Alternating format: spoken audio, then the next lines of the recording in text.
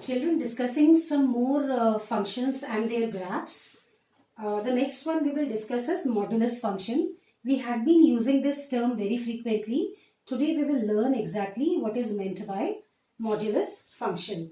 It says the function f from real numbers to real numbers. So domain of the function is real numbers. Codomain is also real number, which is defined by fx is equal to, this is the symbol for modulus.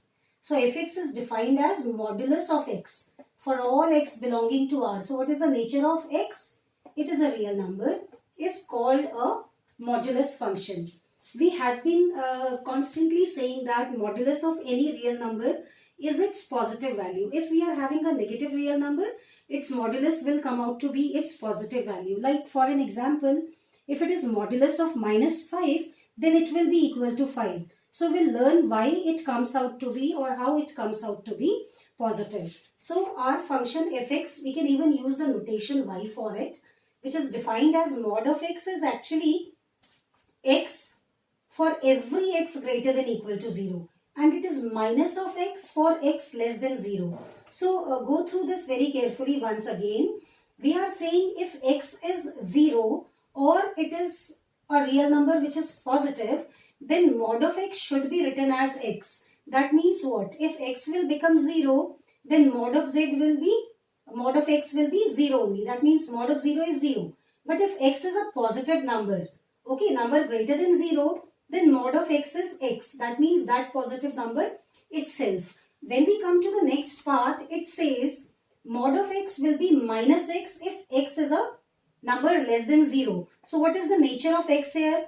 X itself is negative, it is smaller than 0, and a negative sign, another negative sign here. So minus of a negative number will come out to be positive.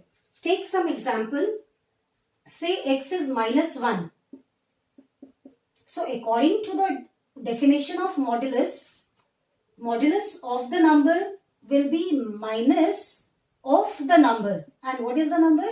-1 if it is less than 0. So that makes it minus of -1, which comes out to be +1. So if you want to get rid of this symbol of modulus and you want to simplify the equation, you can break it into two parts and use the definition and write it like this. Let us try to draw a graph for it. If you see carefully, these are two linear equations. One is y is equal to x. But you have to keep in mind, x will have minimum value 0 or more than that. Another is y is equal to -x. For that, x should be a negative number. So if we do the plotting of this, when x will be 0, y will be 0. So somewhere over here, if x is 1, then y is also 1. You can see over here we can plot. If x is 2, y will be 2, or any number in between. So we get a straight line like this. Okay. Passing in the first quadrant inclined at an angle of 45 degree with the x-axis. When we move on to the later part, start assigning negative values to x. Suppose x is -1. As we had taken the example, if x will be -1, then minus of -1 will be +1. So when x is -1, y is becoming +1. If x will be -2, y will become +2. Or you take any number in between, you will see we will get numbers lying on this line, points lying on this line. So this is the graph for the modulus function. This denotes the part where y is equal to x and here x is greater than equal to 0. This is denoting y is equal to -x and here nature of x is it is smaller than 0. Now let us talk about domain and range. You all are aware first set is the domain. So domain is known to us, it is real number. There is another way of checking what is domain. You have to look at the function and you need to see is there any real value for which this function is not defined. If yes, then domain will not contain that value. But if you look at this part, you will see x can take any real value. It can be a negative real number, it can be 0, it can be a positive real number. So domain is R. Then you see codomain is also R, but range may not be equal to the codomain. In relations we have learned this. Range can be equal to codomain, it can be a subset of codomain. So range will contain only the second elements of the ordered pairs. That means who are the images of the elements in the domain. So what do you see from this graph? What are the possible values of y? If you look at the graph, y is only taking positive values. It is also 0. Otherwise, it is only a positive real number. So range is a semi-closed interval 0 to infinity. So this is the range of modulus function. Okay. So no matter whatever real number x is, y will always come out to be a non-negative real number. So your second elements of the ordered pairs will be any number from this interval only. Then the next function is Signum function. The function f from R to R defined as fx is equal to modulus of x over x if x is not equal to 0, and fx will be 0 for x is equal to 0. So for if x is 0, then the function is 0, and if x is not 0, that means either greater than 0 or less than 0 if x is, then we will use this definition. So this part I will break into two. We will separate x greater than 0 and x less than 0, and we will even use the definition of modulus here. So let us use this definition to simplify it further. What do we see? We know if x is greater than 0, in place of mod of x, we will write x. So because I am taking x is greater than 0, fx will become x over x, which is equal to 1. At 0, it is already 0. Then we are coming to those where x is less than 0. You can see when x is less than 0, mod of x can be replaced by minus x. So the numerator becomes minus x and the denominator remains x only, because we have mod of x here. So that is going to change. So x and x gets cancelled out and the value comes out to be minus 1 for x less than 0. So what do we see? In simple terms, if you see, we can even write it as fx is 1 for x strictly greater than 0. It is 0 for x is equal to 0. It is minus 1 for x is less than 0. So now without looking at the graph, let us see what is its domain and what is its range. Domain means all the possible values which x can take. So you can see x can be a number greater than 0. It can be equal to 0. It can be less than 0 also. So the domain is set of real numbers, because x can be any real number. But when x is any real number, what are the possible values of fx? Possible values of fx, or what all values y is taking, that will be the range. So you can see no matter whatever x is, y is either becoming 1 or it is becoming 0 or it is becoming minus 1. So y or fx are going to have only three values, which are minus 1, 0 and 1. So the range contains only three real numbers. So no matter whatever x or whatever real number is there in the domain, the second element in that pair will be minus 1, 0 or 1 only. One such example, see if x is 1, then also y will be 1. If x is 2, then also y will be 2. If x is 3, then also, if x is 1, then also y is 1. If x is 2, then also y is 1. If x is 3, then also y is 1. So no matter whatever real number greater than 0 x is, y is always 1. You can see I have drawn that. It says for every x which is greater than 0, 0 is not included here, y will be equal to 1. Look at this part here, I have encircled, but we have not filled it. So you can understand why it must have done if you can recall the concept of open interval. Okay, this is an open interval. 0 is not included here. So the moment x is 0, y is not becoming 1. So this point on the y-axis is not included. In order to tell that, we will simply encircle it, but we are not going to fill it. But for every x greater than 0, whether x is here or this point or this point or this point, for everything y will be equal to 1. So we get a line parallel to the x-axis here. Okay, in the same way, then when x is 0, y is 0. So this is the point.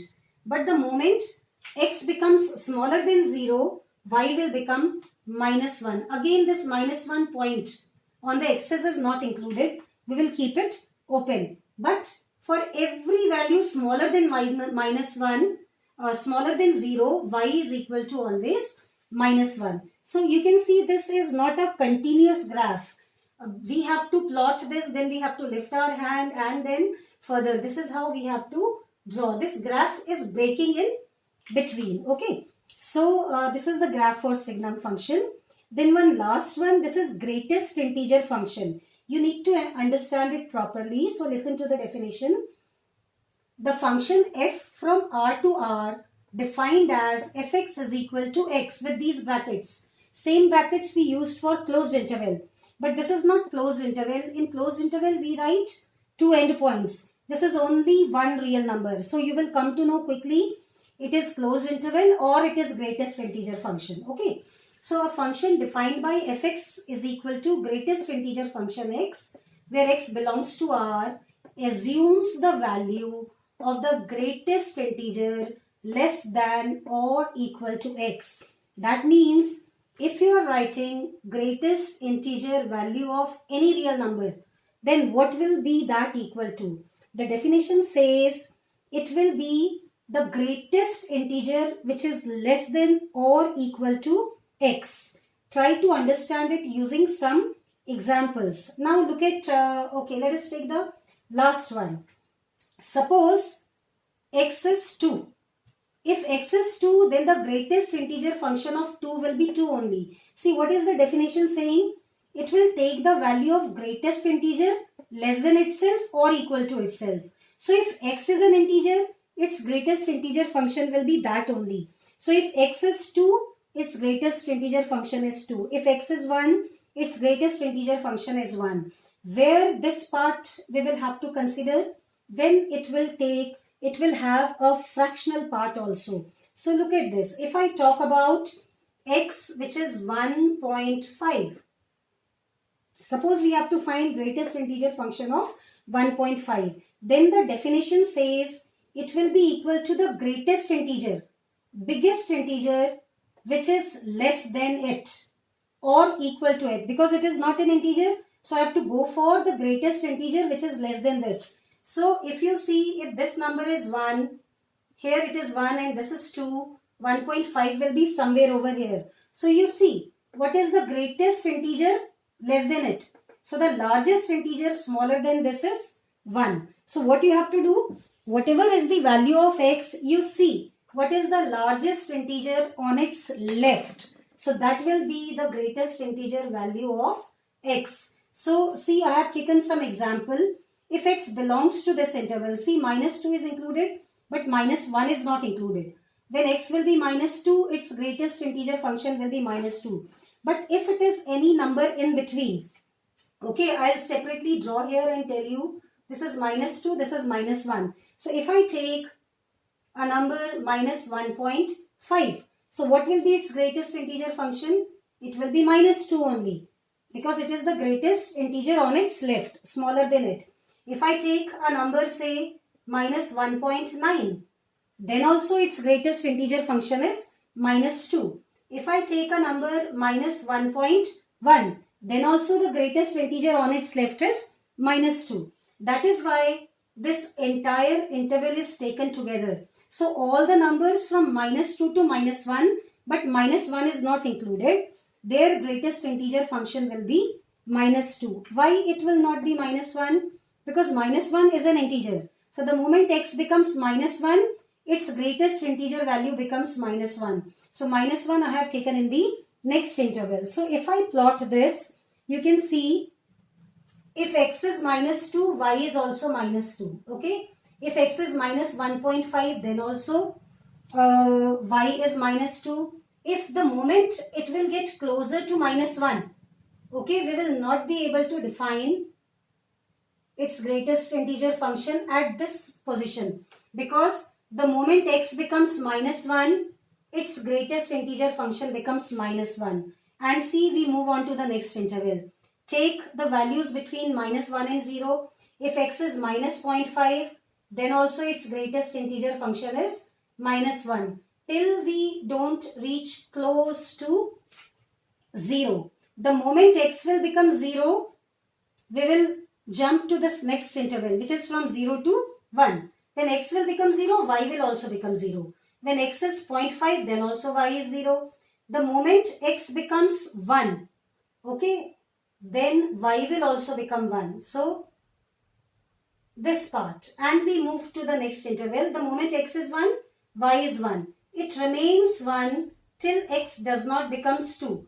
The moment x becomes 2, I encircle it and I don't fill it because this point is not included. Because when x will be 2, y will also be 2. It remains 2 till x does not becomes 3. The moment x will become 3, will move to the next part and so on. So this is how a step-like graph you can see can be obtained for a greatest integer function.